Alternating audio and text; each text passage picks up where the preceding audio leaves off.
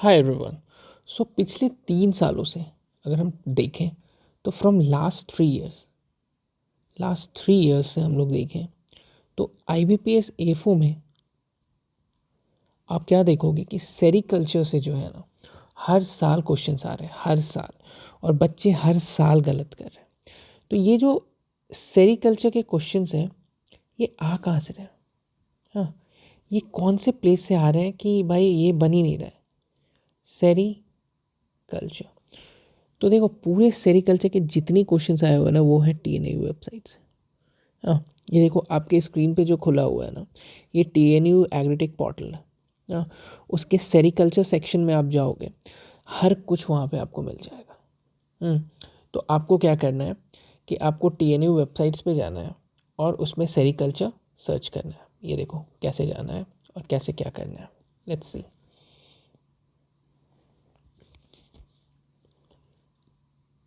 ये देखो ये TNU एग्रीटेक पोर्टल पे आए हैं और आप यहाँ पे देख सकते हो ये place, it's a sericulture. Okay, यहाँ पे हम लोग टिक करेंगे। यहाँ पे क्लिक करने पे आप पहुँच जाओगे। ये देखो इतना कुछ खुलेगा। इसमें हम लोगों को क्या क्या पढ़ना है? Sericulture, mulberry cultivation, silk worm reeling, pest management, disease management, post cocoon technology. इसमें कुछ नहीं है, इसमें कुछ नहीं है, इसको हमने नहीं पढ़ना है। ठीक है, तो आप समझ गए क्या क्या हमें करना है। ये पूरी जितने क्वेश्चंस हैं रीलिंग से लेके जो भी फंगल डिजीज़ जो भी क्वेश्चंस अभी तक आए हैं सब यहीं से आए हैं। हार्डली 30 मिनट्स में आप इसे कंप्लीट कर सकते हो। 30 मिनट्स से 40 मिनट्स में आप इसे कंप्लीट कर सकते हो। ठीक है, ओवरव्यू मैं दे देता हूँ आपको क्या क्या कैसे कैसे पढ़ना है।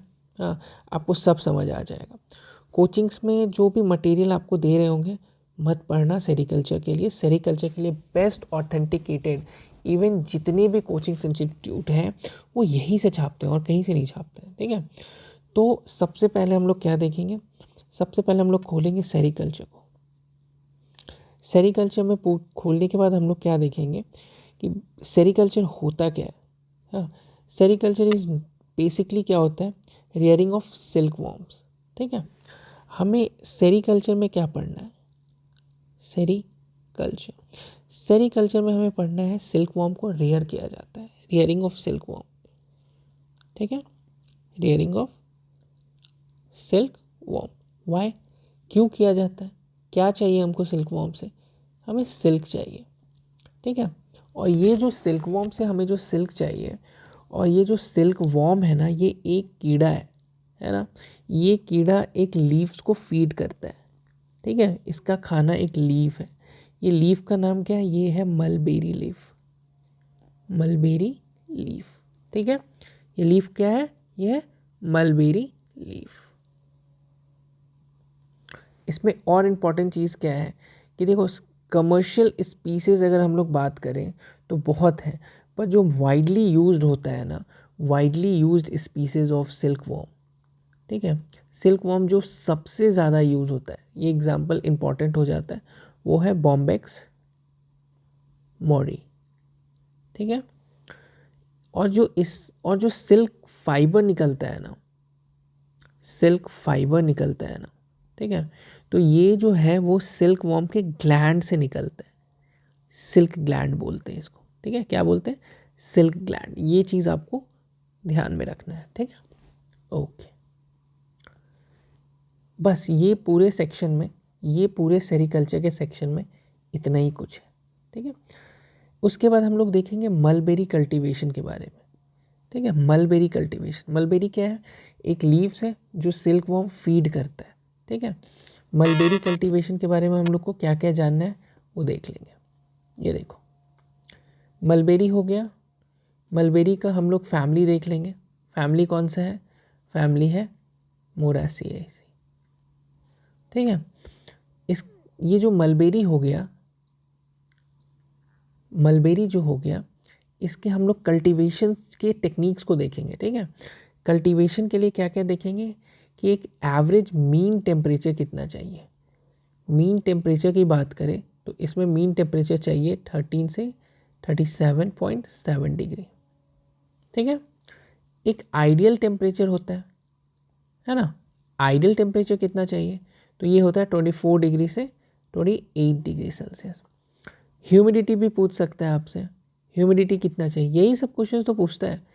65 से 80%, ठीक है।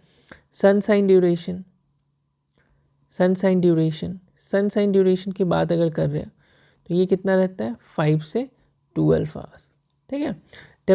आपको रेनफॉल भी पूछ सकता है, रेनफॉल कितना होता है, रेनफॉल होता है 600 से 2500 mm, ठीक है। यही यही जो इतना चीज़ है ना, ये सबसे ज़्यादा इम्पॉर्टेंट है, ठीक है। फिर हम लोग देखेंगे एसिडिक सॉइल कैसा चाहिए इसको, तो सॉइल हम लोग एसिडिक सॉइल देखेंगे, पीएच देखेंगे 6.2 से 6.8, तो बेसिकली ये एसिडिक सॉइल का डिमांड कर रहा है। प्रोपगेशन टेक्निक्स देख लेंगे, ये जो मलबरी है, मलबेरी का प्रोपगेशन टेक्निक्स देख लेंगे हम लोग। मलबेरी का प्रोपगेशन टेक्निक्स क्या है, mulberry is propagated through cuttings, ठीक है। मलबेरी को हम लोग प्रोपगेट कैसे करते हैं, कटिंग से, ठीक है। नेक्स्ट हम लोग क्या देखेंगे, नेक्स्ट इंपॉर्टेंट चीज़ों में हम लोग देखेंगे, यहाँ पे हम लोग देखेंगे प्लांटिंग मेथड्स, ठीक है। प्लांटिंग मेथड्स में देखेंगे कौन कौन से प्लांटिंग मेथड्स यूज होते हैं, वो होते हैं रेड्स एंड फुरो और पिट सिस्टम। प्लांटिंग मेथड्स की अगर क्वेश्चन पूछे कि मलबेरी में प्लांटिंग मेथड्स कौन से यूज़ होते हैं, ठीक है, तो उसका नाम क्या रहेगा, पहला रहेगा रेज एंड फुरो और दूसरा रहेगा पिट सिस्टम, ठीक है। बायो फर्टिलाइजर्स में देखेंगे कि बायो फर्टिलाइजर्स कौन सा यूज़ होता है मलबेरी में, तो वो है एजो स्पाइरेलियम। चलो इसमें इतना ही था पढ़ने को, ठीक है। नेक्स्ट देखेंगे, देखो मलबेरी कल्टीवेशन हो गया, फिर सिल्कवॉर्म रियरिंग देखेंगे, ठीक है। सिल्कवॉर्म रियरिंग में देखो इतना कुछ पढ़ना है। देखो ये जो क्वेश्चन था ना, ये चौकी सिस्टम, ये आया था आरआरबी में एक बार, आई थिंक 2022 में क्वेश्चन में आरआरबी में आपको देखोगे चौकी सिल्कवॉर्म रियरिंग सिस्टम पूछा था। तो ये और ये बहुत इंपॉर्टेंट हो जाता है, ठीक है। तो इसको अच्छे से कंप्लीट करना है हमें। क्या क्या इसमें देखना है हम लोग चेक करते हैं। बेसिकली हमको सबसे इम्पॉर्टेंट चीज़ जो है ना, वो चौकी रियरिंग होता है। It's a young age silkworm rearing. सबसे इम्पॉर्टेंट चीज़ ये है कि चौकी रियरिंग किसको बोलते हैं, ये यंग एज के सिल्कवॉर्म रियरिंग को बोलते हैं चौकी सिस्टम, ठीक है। ओके, नेक्स्ट आता है लेट एज सिल्कवॉर्म रियरिंग। देखो लेट एज किसको बोलते हैं, ठीक है। यहाँ पे आपको थोड़ा सा कन्फ्यूज़न को क्लियर होगा। देखो third, fourth and fifth instar larva का जो होता है उसको लेट एज बोलते हैं, मतलब फर्स्ट और सेकंड, ठीक है, इंस्टार जो होता है उसको हम लोग बोलेंगे यंग एज, ठीक है। मतलब ये जो होता है ये होगा चौकी रियरिंग, ठीक है। और जो थर्ड, फोर्थ, फिफ्थ जो होता है इसको हम लोग बोलेंगे ओल्ड एज, ठीक है। इसको ध्यान में रखना है, ये इंपॉर्टेंट हो सकता है। दो चीज़ें आप देखोगे सिल्कवॉर्म में, माउल्टिंग होता है, आपने सुना होगा रीलिंग होता है, और भी ऐसी ऐसी चीज़ें मैं आपको बताऊंगा। माउल्टिंग होता है वो सिल्कवॉर्म में होता है, और माउंटिंग भी सिल्कवॉर्म में होता है, कंफ्यूज मत होना, ठीक है। एग्जाम में माउंटिंग आ जाएगा, आप बोलोगे अरे यार माउंटिंग था ना, माउंटिंग नहीं था, तो ध्यान रखना, ठीक है, दोनों होता है। इसमें आपको इतने ही पढ़ने को है, ठीक है। फिर हम लोग देखेंगे पेस्ट मैनेजमेंट, डिजीज मैनेजमेंट, ठीक है। ये देखो पेस्ट मैनेजमेंट में आप क्या देखोगे कि पेस्ट मैनेजमेंट हम लोग दोनों का पढ़ेंगे, एक तो मलबेरी का भी देख लेंगे, नेक्स्ट हम लोग सिल्कवॉर्म का भी देख लेंगे, है ना। सबसे पहले आइए मलबेरी का देखते हैं। मलबेरी में पेस्ट जो लगते हैं वो ये सब है, देखो pink mealy bug, papaya mealy bug, leaf webber, thrips, termite. देखो मोस्टली जो भी आप पढ़े होगे ना, ये सब जो पेस्ट में आप पढ़े होगे, बाकी सब पेस्ट के सेम सिम्टम्स इसका भी आपको दिखेगा, ठीक है। यहाँ पे पढ़ने में आपको फ़ायदा क्या है ना, TNU वेबसाइट में बड़े अच्छे से पिक्चराइज्ड वे में रहेगा। जैसे पिंक मेली बग, देखो यहाँ पे पिंक मेली बग, इसको यहाँ पे दिखाया गया है आपको, ठीक है। टाइप ऑफ डैमेजेस सब सेम रहता है जो बाकी क्रॉप्स का रहता है। पपाया मेली बग, देखो ये पपाया मेली बग का आपको डैमेजेस सिम्टम्स दिख रहा होगा। नेक्स्ट आपको देख रहे हैं लीफ वेबर।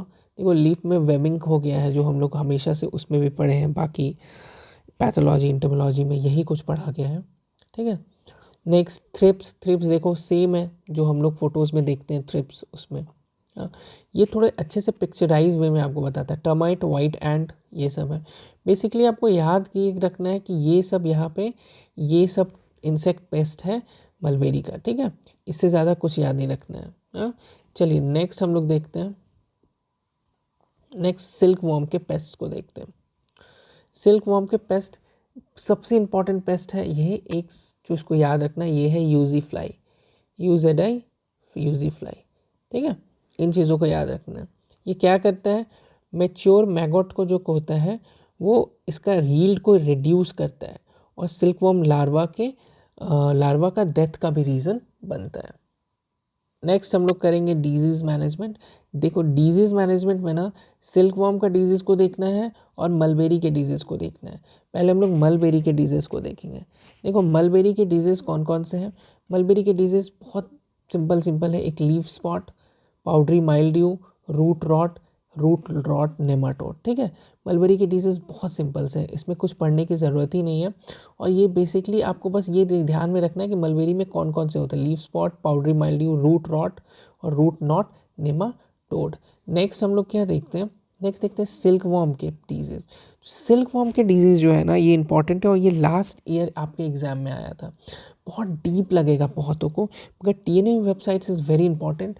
और TNU वेबसाइट्स के बारे में कोई कोचिंग इंस्टीट्यूट नहीं बताता है, कोई नहीं बताएगा कि TNU वेबसाइट, और आप सबके नोट्स को देखना तो TNU वेबसाइट से छापे रहेंगे सब लोग नोट्स।